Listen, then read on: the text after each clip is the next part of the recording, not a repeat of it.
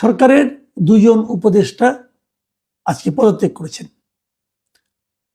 তারা দুজন ছাত্র উপদেষ্টা ছিলেন, মানে ছাত্র প্রতিনিধি ছিলেন, আসিফ মাহমুদ সজীব ভুঁইয়া এবং জনাব মাহফুজ আলম। তারা পদত্যাগ করবেন এটা শোনা যাচ্ছিল এই কারণে যে প্রধান নির্বাচন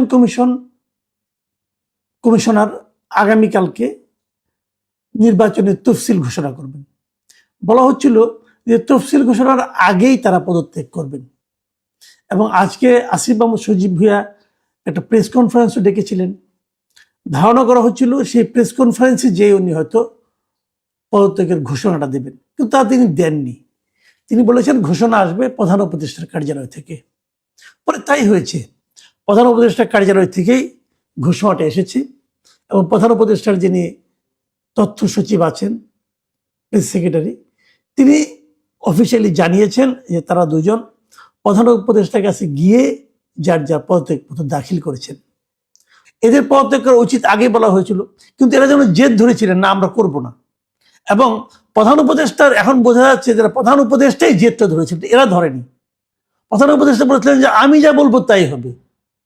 আমরা এতদিন একজনকে চিনতাম যে উনি যা বলতেন তাই হতো, এখন এখানেও আমরা দেখছি যে উনি যা বলেন তাই হবে। উনি চাচ্ছেন আগামীকাল থেকে হবে।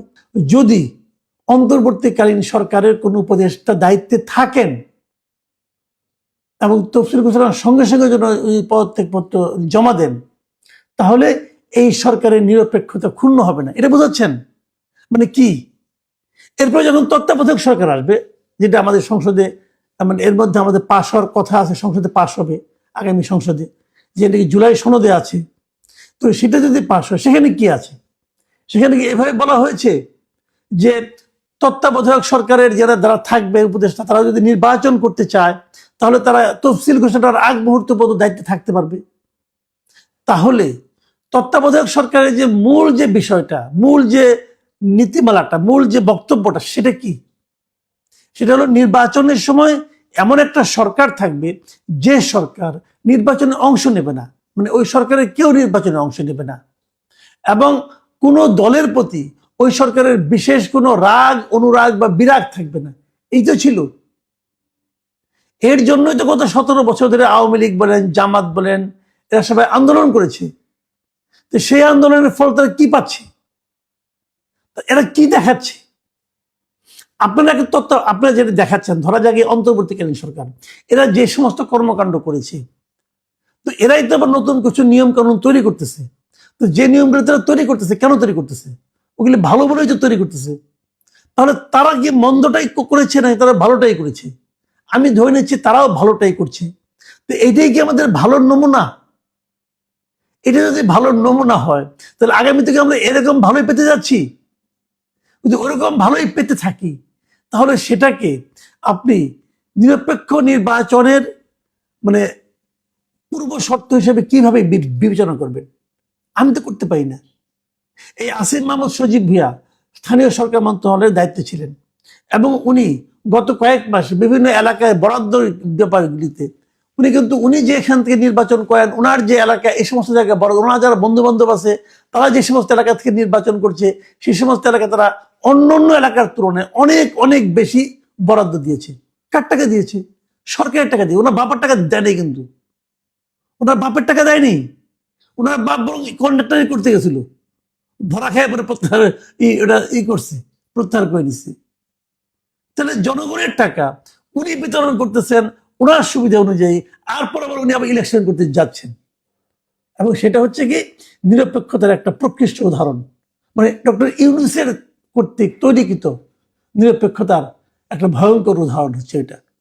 তো এই যদি হয় আমাদের দেশের নির্বাচন ব্যবস্থা নিয়ে, নির্বাচন নিয়ে, সরকার নিয়ে আমাদের চিন্তা ভাবনার প্রাপ্তি, মানে প্রত্যাশার বিনিময়ে এই যদি হয় আমাদের প্রাপ্তি, তাহলে আমরা আশাটা কার উপর করবো?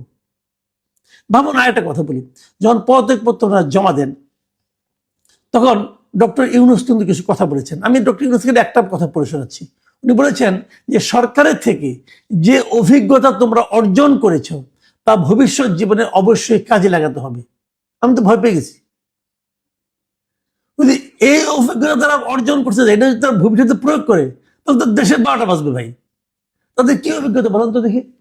নীলা মার্কেটে যাওয়া, হাঁস খাওয়া, হাঁস যদি না থাকে অত রাতে তাহলে সে ওয়েস্টিনে খাওয়া, এগুলো অভিজ্ঞতা? তারা কি এই অভিজ্ঞতা প্রয়োগ করবে? আচ্ছা ধরেন তাদের অভিজ্ঞতাগুলো কি সোনায় মোড়ানো ছিল, এই স্বনৈজ্জ্বল অভিজ্ঞতা তারা করবে, প্রয়োগ করবে তারা? ঢাকা উত্তরের মেয়র নিয়োগ করতে হবে। আসিফ মাহমুদ সজীব ভাই নিজে চিঠি লিখেছে ইয়াকে, মানে জনপ্রশাসন মন্ত্রণালয়কে নিজে চিঠি লিখেছে তাকে নিয়োগ দেওয়া হোক। এটা অভিজ্ঞতা? এবং যাকে নিয়োগ দিয়েছে সে তাকে খুব ভালো জানে, সে লোকের মধ্যে দুদক এখন তদন্ত করতেছে। 1 বছর হয়েছে মতো তার দায়িত্ব, এর মধ্যে সে এগুলি শুরু করে দিয়েছে। উনি আবার হিজবুত তাহরিরও ছিলেন নাকি? তারপরে আসিফ মাহমুদ সজীব ভাই নিজেও কি ওই একই সঙ্গে ছিলেন, একই সংগঠন করতেন? এই সমস্ত প্রশ্ন করবে না? তাহলে আপনি কি করে জানলেন সে এত ভালো মানুষ? আচ্ছা ঠিক আছে, রাখেন। আর কি অভিজ্ঞতা অর্জন করেছেন উনি? অভিজ্ঞতা অর্জন করেছেন আগ্নেয়াস্ত্র নিয়ে বিমানবন্দরে ঢুকে পড়েছেন। ভালো কাজ ছিল, বলছে ভুল হয়ে গেছে। স্বরাষ্ট্র উপদেষ্টা আবার বলে এরকম ভুল হয়েই থাকে, যে লোকে চশমা নিয়ে ভুলে ঢুকে পড়ে, এইভাবে সে নাকি অস্ত্র নিয়ে ঢুকে পড়ছে। অস্ত্র মানে গুলি নিয়ে ঢুকে পড়ছে, এবং গুলি কিন্তু আগ্নেয়াস্ত্রের অংশ, ঢুকে পড়ছে। এই অভিজ্ঞতা। আচ্ছা এই সমস্ত অভিজ্ঞতার বিপরীতে আমার একটা প্রশ্ন মনের মধ্যে খুব জাগছে, আমি এটা প্রশ্নটা করতে চাই আপনাদেরকে। আসিফ মাহমুদ সজীব ভাইয়া যখন অস্ত্র দুটো অস্ত্র কিন্তু ওনার লাইসেন্স দিয়েছেন, তখন তো উনি একটা বিশেষ বিবেচনা লাইসেন্সটা পেয়েছেন। কি বিবেচনায়? যে উনি মন্ত্রীর পদমর্যাদা একজন ব্যক্তি, এই জন্য। আচ্ছা অস্ত্র দুটো এখন কোথায়? যেই মাত্র সে কালকে পদত্যাগ করবেন, তারপরে অস্ত্রগুলির কি হবে? এগুলিকে উনি সরকারকে জমা দিয়ে দেবেন? এই অস্ত্রগুলি কি উনি নিজের টাকায় কিনেছিলেন নাকি সরকার কিনেছিল? যদি নিজের টাকায় কিনে থাকেন, এটাকে উনি কোথায় পেলেন? দুটো অস্ত্রের দাম কত ছিল? শুনেছি ওনারা নাকি হিসাব জমা দিয়েছেন। হিসাব কার কাছে জমা দিয়েছেন? জনগণের কাছে হিসাব দিতে হবে। আমরা দাবি করছি এই দুই উপদেষ্টার সম্পত্তির হিসাব, স্থাবর অস্থাবর, ওনাদের কেবল না, ওনার পরিবারের হিসাব জনসমক্ষে প্রকাশ করা হোক, এটা আমরা চাই। পাশাপাশি যারা আগামীতে সরকারে আসবেন তাদের প্রতি আমার একটা আহ্বান আছে। সে আহ্বান হলো এই যে উপদেশে যারা আছেন এদের নামে এরই মধ্যে গত 1 বছরে আমরা যে সমস্ত খবর পেয়েছি বিভিন্ন জনের সম্পর্কে, আমার কাছে অনেকে খবর পাঠায় ভাই, যা পেয়েছি সেগুলো আমি আশা করবো আগামী যারা সরকারে আসবেন তারা এগুলি বিচার করে দেখবেন।